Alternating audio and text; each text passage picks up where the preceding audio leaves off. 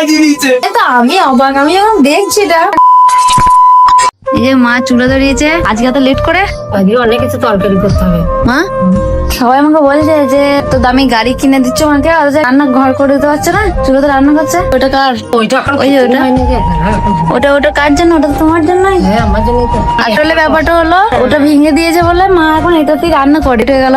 আর ওদিকে ক্যামেরাম্যান দাঁড়িয়ে আছে, ওকে ওখানে নিয়ে নেবো। যাই হোক, আজকে গাড়িটা প্রথম সার্ভিসিং আছে, সঙ্গে গাড়িটা নাম্বার প্লেটও লাগিয়ে নেবো। ওরা বলেছিল যখন সার্ভিসিং করাতে আসবে তখন নাম্বার প্লেটও লাগিয়ে নেবে, মানে এখন কাঁচে শুধু চেটানো ছিল।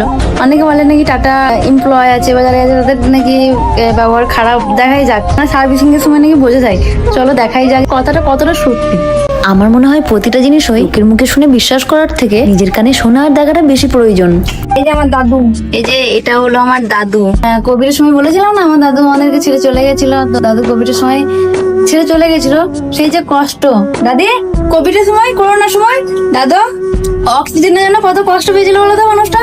দুই কথাটা আমার এখনো বুকে লাগে, খুব খারাপ লাগে। বলছি না, মানুষটাকে আমি বাঁচাতেই পারলাম না, বাঁচাতে পারলাম না মানুষটাকে। সেই সময় যদি আমার এরকমটা, আমি তখন যদি ব্লগিং শুরু করতাম হয়তো আমি দাদুকে আমি বাঁচিয়ে নিতে পারতাম হয়তো। এখন আমার এতটুকু সামর্থ্য আছে যে কষ্ট করে অক্সিজেন কিনে দাদুকে বাঁচাতে তো পারতাম, কিন্তু ওই যে সামর্থ্য থাকলেও সময় নেই। আল্লাহ আমাকে সেই সময়টুকুই দিল না।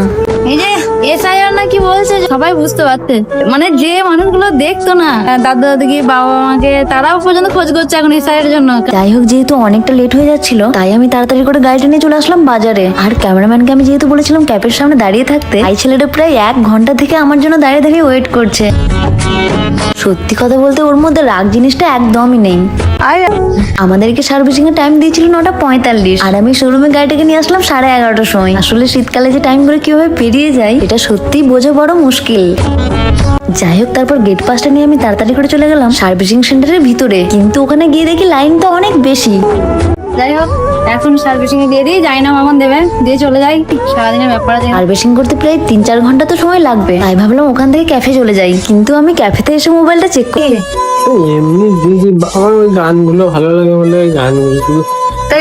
তুই আমাকে বললি যে এটা ব্লগ, ব্লগ করছি। ও আমাকে বলে যে ব্লগ বানাচ্ছি। ব্লগ বানাচ্ছি আর তুমি এরকম গান দিয়ে দিচ্ছ, বাহ এত সহজ এত ইজি, মানে বলে দিলে হয়ে গেল একটা। মানেটা কি? তুমিও এরকম কি ভাবছো, ব্যাপারটা সেরকম না। এমনি শর্ট নিচ্ছিলাম দিয়ে দেখলাম যে ভালো লাগছে। ওই যে আমাকে বললি শুধু চেয়েছে কি গানটা ভালো লাগে বলে দিয়েছি আমাকে সবাই বলছে সানিয়া, যেটা মানে আমাকে সবাই বলে সানিয়া থেকে এগুলো দেখতে পাই না। হ্যাঁ, আমাকেও বললো যে একটা ব্লগ বানাবো, যে মানে ভাইয়ের যদি বলে ব্লগ বানাবো, আমি একবার তো আমি বলি না যে কি ব্লগ বা কিছু, আমি রাজি হয়ে যাবো। তো বলো ব্লগ বানাবো, তো আমি একটু এই শীতে আবার যাই ঘুরবো একটু। ঠিক আছে, আমি তো বকেওছি। আমার বাবা বললো তো একটা নেয় নেই, শুধু মানে যা কি মানে ঝামেলা শেষ। হ্যাঁ, ব্লগের নামে তুই এগুলো কি করছিস ভাই? সে তো আমি অবাক, আমি যখন দেখছি এটা, আমাকে অনেকে পাঠিয়েছে যে দেখো সানিয়া দিটা, যখন দেখছি আমি অবাক।